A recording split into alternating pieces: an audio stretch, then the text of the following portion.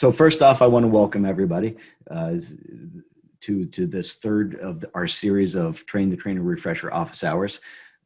We started off with Connie doing Module 1 2 weeks ago. Last week, Betsy did Module 2. This week, we're going to talk about Manure, Module 3. And then the following week, Laura Cunha-Maldonado will be doing Module 4 about wildlife and domesticated animals. So a couple of things about this. One is welcome to everybody. As you can tell from our chat previously, we're all fairly familiar with each other. But during this discussion, during this presentation, the participants are muted. And the discussion after the presentation will be unmuted for some questions and discussion. I'm going to do my very best to spend less than about a half an hour on this module that's usually 45 minutes so that we'll have ample time for questions and discussion at the end. If we don't get around to all the comments and questions, you can leave those comments in the comment box and we'll compile them and that'll be part of the notes. The session is being recorded. The presentation will be shared on our website after the call, just the 30 minutes of the beginning presentation, not the question and answer at the end. The purpose of this series is to review the critical concepts from each module, share recent FDA updates, some PSA resources that are available to you, and tips for presenting remotely. And especially at the end of this presentation, we'll encourage you to share your tips and your resources that you use for a module such as this. Although our intended audience is PSA trainers and lead trainers, anybody who finds that this is a valuable use of their time is welcome to listen in, to join in, to give your comments. But this is primarily meant for PSA trainers and lead trainers as we get ready for the upcoming training season, and many of us for the first time doing remote presentations. We do want to be sure that you know that attending these office hours or watching the recordings is not a PSA Train the Trainer or Grower Training Course. It uses the materials. It is a refresher of those materials and processes, but it does not come with a certificate of completion, and it's not a means toward compliance. The PSA Grower Training slides that are used here are copyrighted. They may not be published electronically. Without the express permission of Cornell University, they may not be sold in whole or in part by a third party or company for profit. So we've got all those disclaimers out of the way. And I want to just get into Module 3 now. And what I'm going to describe to you is one way to present this module, one way that works well for me. And I'll share some tips that help me because of my personal styles, foibles, strengths, and weaknesses. And I hope that some of this is going to be useful to you as well. The first thing I want to do is flash us back all the way to Module 1, slide 26, and refresh your memory about those steps toward produce safety. And in order to remember those steps, a very talented trainer up in Minnesota, David Abbas, taught me the mnemonic, aim high and use CPR, in which the first step is assessment, second is implementation, third is monitoring, fourth is correcting problems, and fifth is R for records. So aiming high, using CPR is something that it's a process that we're trying to provide for our participants in the course so that they can go through that process and take a more holistic approach to identifying risks, reducing the risks to produce, and complying with produce safety rule. Two things I want to show you on this slide.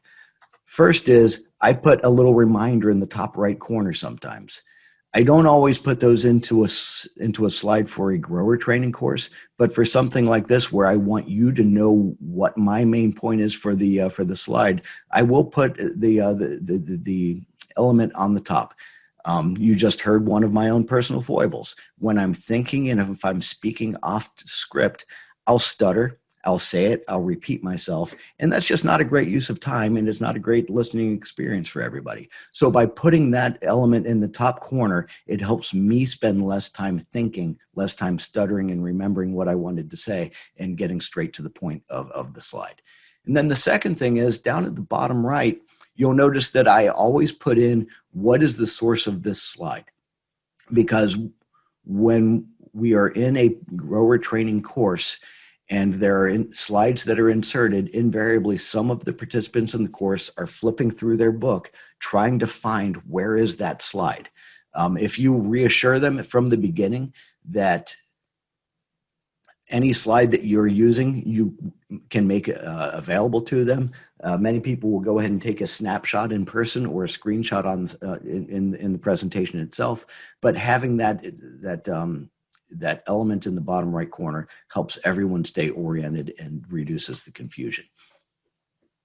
So, like every module, Module 3 starts off with learning objectives, and I like to link those learning objectives to those 5 steps of aim high and use I always want to say PCR, use CPR, where the first learning objective is almost always assess your risks. And then we almost always go into a couple of objectives that have to do with implementation. And with implementation, there's almost always monitoring. That monitoring will then lead to corrective actions, because the monitoring sometimes demonstrates or brings to your attention that things have gone awry and that a risk needs to be further reduced. So that that fourth bullet describing corrective actions is the result of monitoring. And it's nice to point that out to people. And then finally, every module is going to have some record keeping tools to describe to the growers or to the participants. This is a relatively short module. It only takes 45 minutes on most agendas. Some people get through it even faster than that. 26 slides. So one way of looking at the overall structure of this module is that the first half of it is about definitions, and the second half of it is about regulatory components. Another way to look at it is using that aim high system, where a little bit less than the first half, most of the definitions are about assessing hazards, because those definitions help us understand what the risk levels are for the different types of soil amendments. Then we get into implementation and monitoring in the middle section, and we end with records and corrective actions, correcting the problems. I'm going to use the example that Betsy gave us last week and get on my soapbox for just a minute and say, for this module, even more than some of the other ones, it's important to know your audience. Plain growers, diversified farmers, the type of a participant who will say, the wealth of my farm is the fertility of the soil. It's not the produce that I can create each year. They're going to experience the materials in this course much differently from someone who is raising animals as their primary, and they sometimes grow vegetables on the side, and they're more thinking of the manure. They may be thinking of the manure as a problem, something to get rid of, more so than a resource to reincorporate into the soil. A regulator or a buyer or a person who represents a produce industry support group is going to see it through an entirely different lens. So by knowing your audience, by knowing who you have in the room, you can avoid the cow patties that we invariably step into sometimes, and make the learning experience or the experience of the materials just that much more valuable for those who are in the room. From a regulatory perspective, to me, the most important thing about this module is understanding those definitions so that we're all speaking the same language. From a risk reduction, understanding that there are pathogens in poop. Everybody knows, maybe at the back of the mind, that there are pathogens in poop, but recognizing that you now, in a situation where you're applying a soil amendment of animal origin, not always poop, but often poop associated, there's reason for concern and for focus on risks that can be minimized. Stepping back for a second from that soapbox and getting more into logistics, 2 things that you'll see on this slide. I made sure that it's clear that this is not a slide that's in the standardized curriculum from the produce safety rule by putting supplemental material in the bottom. And I also put in that bottom right that it's a bonus slide, which I'm always willing to share the bonus slides that I have created. So now we're back into the manual. Slide 4 of the manual is your introductory slide. You're just going to run through chemical, biological, physical materials, what is a soil amendment, some of the benefits of soil amendments, and how gaps can help reduce risks. We move on to slide 5, and we're in that first step now, assessing produce safety risks. So here's where we get a chance to talk about biological soil amendments, which is the first part of that first definition, biological soil amendment of animal origin, and differentiate it from a synthetic or a chemical soil amendment, and talk a little bit about the risks that are associated with both of those. When you get to slide 6, this is where you can start talking about risk in a real sense. In general, the circle bullets are hazards or potentials for risk, and the dashes tend to be processes that can be implemented or considerations to help manage or reduce those risks on the farm. This is an overview slide. Don't get sucked into describing every one of those, because there's going to be a slide for every one of these throughout the rest of the module. This is just an opportunity for you to give them the airplane view, the 36,000-foot view of what are we going to cover in this module. And you'll notice again that because this is a refresher and an overview, I'm not giving you the technical content. What I'm really trying to do is help provide you with some structure and some ideas. Many of our participants in PSA Grower Training courses tend to get confused between a GAPS audit and a produce safety rule inspection. So this is one opportunity to talk about the scope of the FSMA produce safety rule is biological. It's about pathogens. It's not about chemical risks. That's not to say that chemical risks aren't important, because part of this slide is talking about the chemical risks to humans. But it's an opportunity for you as a trainer to point out that the GAPS audit is a different thing from a produce safety rule inspection, and that although those chemical risks are important to humans and also to the safety of to the chemical safety of produce, it's not part of the produce safety rule. So not to minimize it, but to put it into a different partition. While we're partitioning, we go straight into human waste and biosolids. There are two different systems that apply to human waste and biosolids. It's an interesting piece of trivia. Maybe it's trivia, maybe it's meaningful, that human waste may not be used on produce unless it meets EPA regulations for biosolids. And perhaps because of that, FDA does not classify human waste or biosolids as a biological soil amendment of animal origin. When it's talking about when the produce safety rule talks about basals, it's never talking about human wastes, including biosolids. This is our chance to talk about biosolids only if the participants are using biosolids. You can take a poll at the beginning about what do people use in terms of soil amendment. Use chemical if they will sometimes use a biosolids product like Milorganite or Comtil or whatever brand name that you have in your region for the waste product of a human wastewater treatment plant that is full of nutrients and often is marketed so that as a product, but recognizing some of the how it is related to produce safety rule, the fact that FDA does not regulate biosolids because EPA always does. So there's a little dance between the two, partitioning the biosolids away from the BSAAOs, which are also part of the produce safety rule. And then another partitioning thing, this key definition of pre-consumer vegetative waste or green manure, there's a regulatory symbol in the bottom of this slide, not because it is regulated, but because there's a definition in the produce safety rule of this pre-consumer vegetative waste, specifically to say that it is not regulated by the produce safety rule because it's not a biological soil amendment of animal origin. It's biological, obviously. I almost slipped there, but it's not a biological soil amendment of animal origin. So the examples are food prep waste and out-of-date vegetables. One thing that I think is valuable to emphasize when you're talking about pre-consumer vegetative waste is where's the line.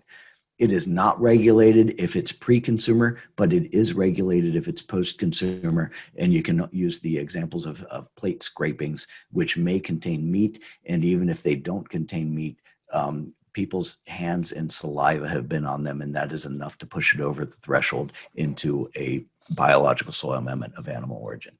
So one of those weedy areas that get into if you're both the biosolids and pre-consumer vegetative waste. You can get into and burn some time on those if it's valuable to the participants. If it's not valuable to the participants, we would encourage you to move past them and just make sure everyone's aware of the definitions. We get into the real meat of basals, and you can pronounce it that way if you want to or not, of non-manure-based basals, because there are two things that are part of common language that we have to be careful of in this module. One is using manure and basal as if they were the same thing. There are a lot of, the point of this slide is that there are a lot of basals that are not manure based. And then the other one, we'll talk about this later, is using compost as a general term, like backyard compost. If you have never stuck a thermometer into it, it is not compost in terms of treated compost for produce safety rule, and we'll talk about that more later. But I would be careful about using manure as a stand-in for basal and using compost in the plain instead of a very specific regulatory term. This is a great spot to take a break. And one reason I put this in here is because we're about done with the definitions, and it's about time for us to have a brain break for our participants.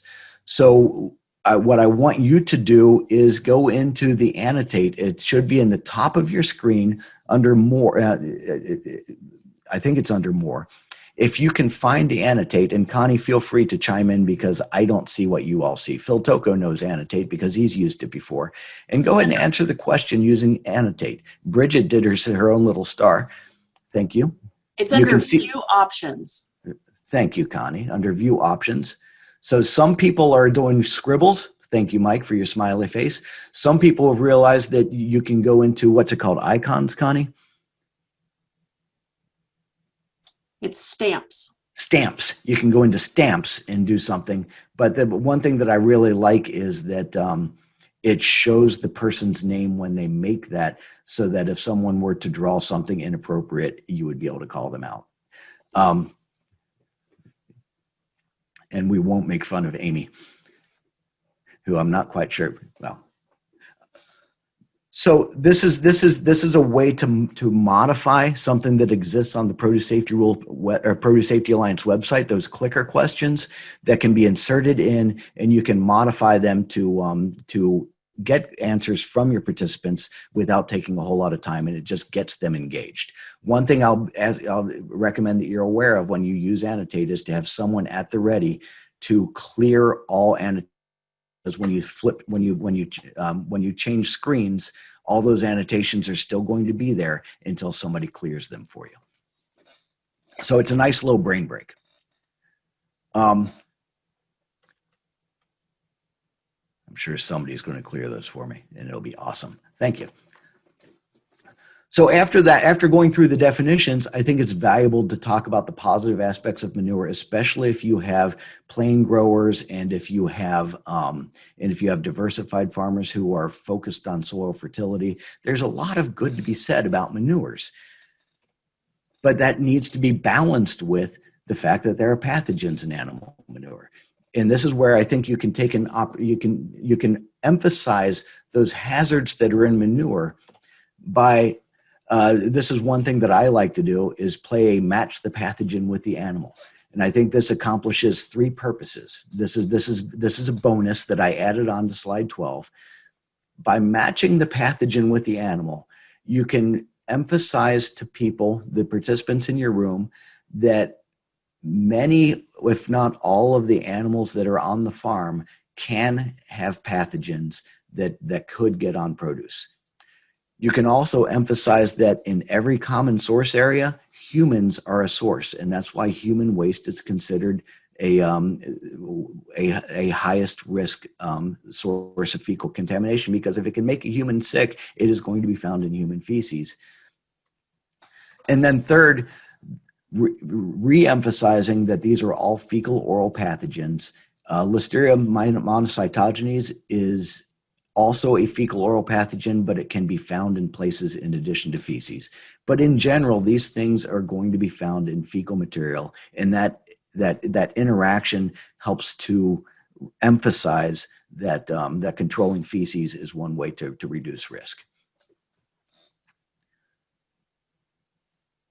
Our last definition, if you were looking at this as a definitions section, is to talk about untreated soil amendments, because treated versus untreated is a big deal in produce safety rule. And on this slide, what we really want to emphasize is that untreated soil amendments include things like raw manure, which is obvious, but also aged manure. If it's been sitting there for 3 years and you've never stuck a temperature probe into it to know that it reached temperature, it is still, for the purposes of the produce safety rule, considered an untreated soil amendment.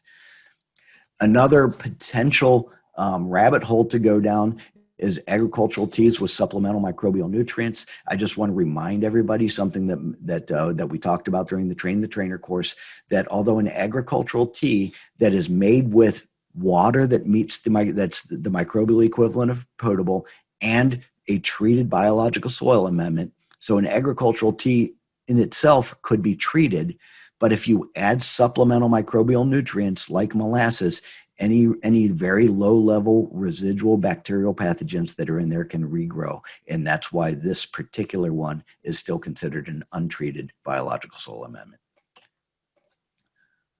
This is a spot where you transition. We're transitioning to implementing practices and monitoring practices. You're about halfway through the module. You're at 14. And this is an overview slide where you're just going to talk about how do you reduce those risks, and you can walk through and say, well, we're going to select what manure to use. We're going to what basal to use. We're going to select where to put it. We're going to decide whether to treat it or not treat it, and go through that list. And that leads you into a treated soil amendment slide that defines the treatment process. And I didn't emphasize these, but I wished I had, but the treatment process must be scientifically validated to meet the standards that are written into the produce safety rule, and it has to be controlled. In other words, the control parameters have to be monitored so that you know that you're meeting those requirements of the produce safety rule. An optional slide is those composting options. In particular, when people are using composting, you can, in your room, you can bring this up and you can share with the participants in the room that this is not that different from the National Organic Program's composting options that are written into the National Organic Program's guidances. I follow this because I think this is crucially important. I follow this by one or several interactions. One interaction is to talk about composting isn't the only option for treatment, as long as it's controlled and validated. This lets you emphasize controlled and validated. Talk through pasteurization. Pasteurization is a controlled process, and it's probably been validated. You're measuring the temperature and pressure. Heat-treated pelletized chicken litter. It may or may not be controlled and validated. It depends on the supplier of that chicken litter and what process they use. Many people like to talk about vermicomposting, and I will refer you to the preamble, comment number 227, where FDA talks about composting. But in general, it could be considered controlled if you have a worms to manure ratio. It could be validated if somebody collected the data that showed that after a certain time of treatment that the pathogens that are listed in the produce safety rule have been brought down to certain levels. There's a potential problem. This is another not a wormhole, but a rabbit hole or a wormhole, as in that the product of vermicomposting is worm poop, and that is considered excreta by the FDA. But this is one way that you can walk through some common processes and help your participants understand that composting isn't the only treatment option. You can also spotlight. I've been really enjoying using this spotlight slide with supplemental material written on the bottom to talk about to review some of the definitions. What's a basal, what's not a basal, what's treated and what's not treated. And that's another opportunity to give you that controlled, scientifically validated language that's so important to understand when it comes to treatment.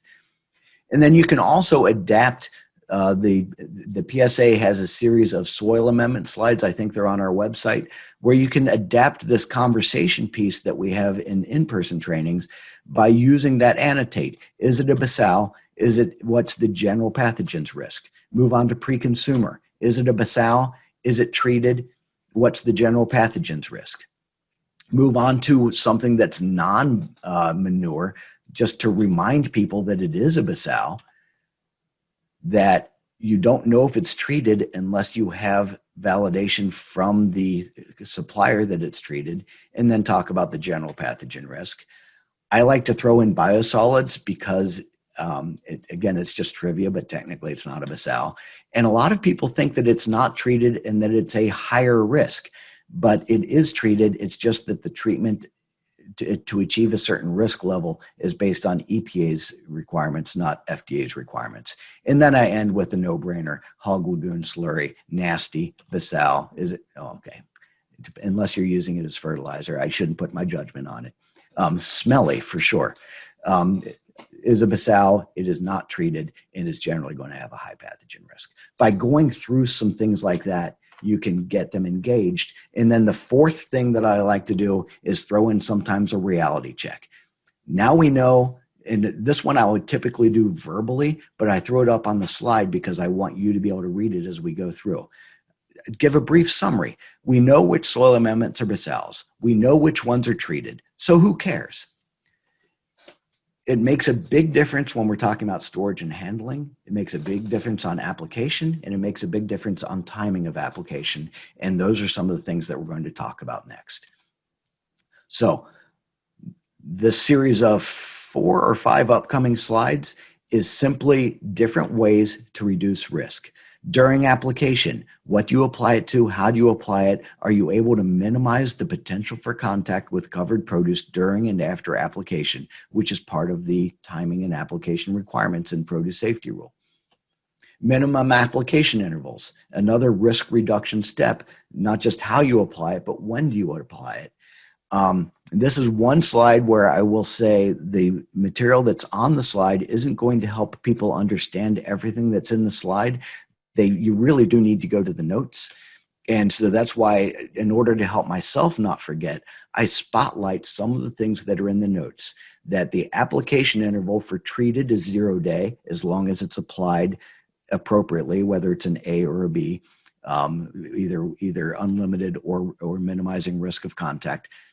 Oddly, and this is hard to explain, untreated basals can be applied 0 day if there is no contact during or after application.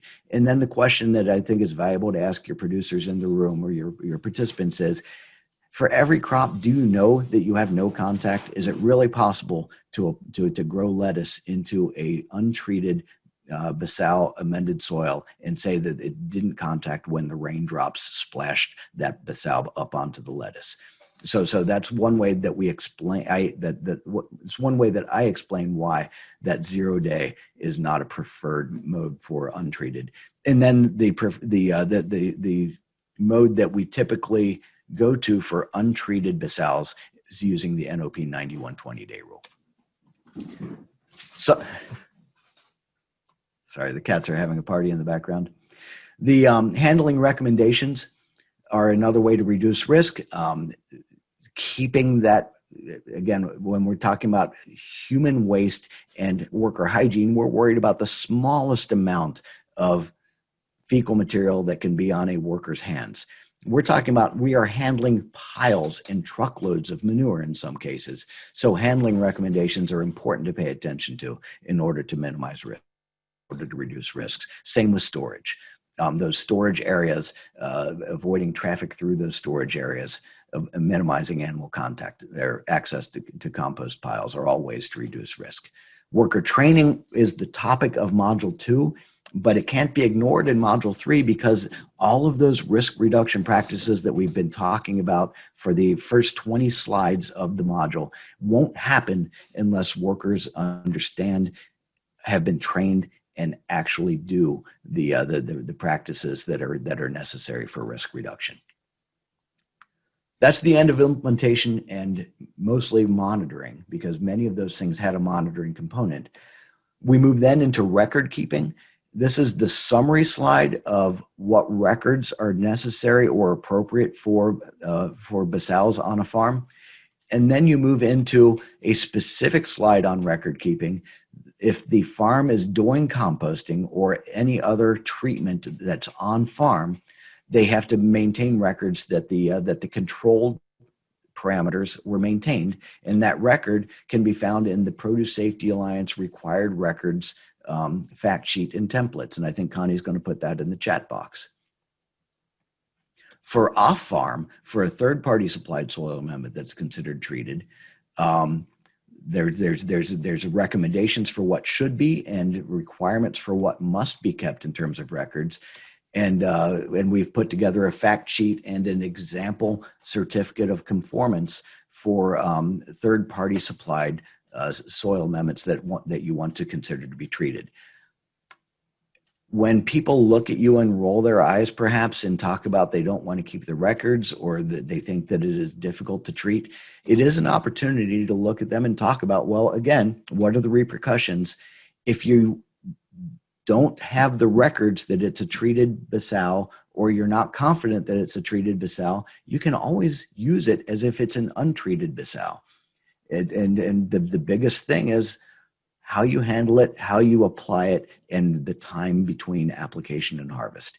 If those things aren't an issue, well, then the treatment status may be valuable for other reasons. The co-management, managing nutrients, those things are all things that a farm might consider when they choose to use something that is treated. But for purposes of produce safety rule, in many cases, the practices on the farm mean that it is not particularly relevant whether it's treated or untreated, other than perhaps paying attention to cross-contamination risks. I like to throw in another quiz here. We're getting a little short on time. We've already demonstrated the quizzes, but I wanted to point out that here's a nice quiz about records that can be used to get your participants back with you, and because you've just been talking for 10 or 15 minutes straight. And then you get to the last slide. We talk about corrective action plans and what happens when things go wrong. The image in the slide is about dust that's being kicked up by a herd of cattle. There may or may not be that pile of solids in the foreground may or may not be a manure pile. I don't know. I didn't take this picture. But that cloud of dust that's then drifting potentially toward a covered produce growing field is a concern. We commonly get a dialogue in the class about the difference between, so there's corrective actions, about the difference between adulterated and concerning. If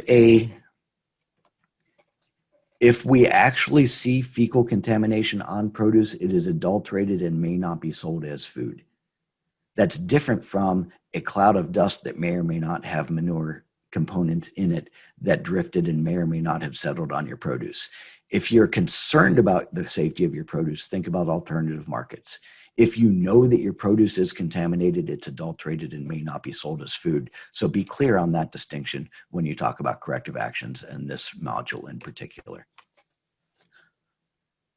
At the end, we summarize. I always like to have a good feel good at the end where we talk about soil amendments and the fact that they can introduce produce safety risks, talk about risk reduction practices, storage areas, training, sanitation, and records, and make this as achievable as you can make it to the growers so that they walk away feeling that if they need to deal with soil amendments on their farm, biological soil amendments, they have the tools they need to do so effectively. So that's the end of the module. This recording will be placed up on the PSA website, and I'm supposed to have some notes here to tell me how to finish off the recorded section. One thing I do remember from those notes is that if you have questions about how to do this effectively and you don't get a chance to talk about it during our question and answer session that follows, look at the contact us on the Produce Safety Alliance website and contact any of the regional extension associates, and we'd be happy to help you walk through it.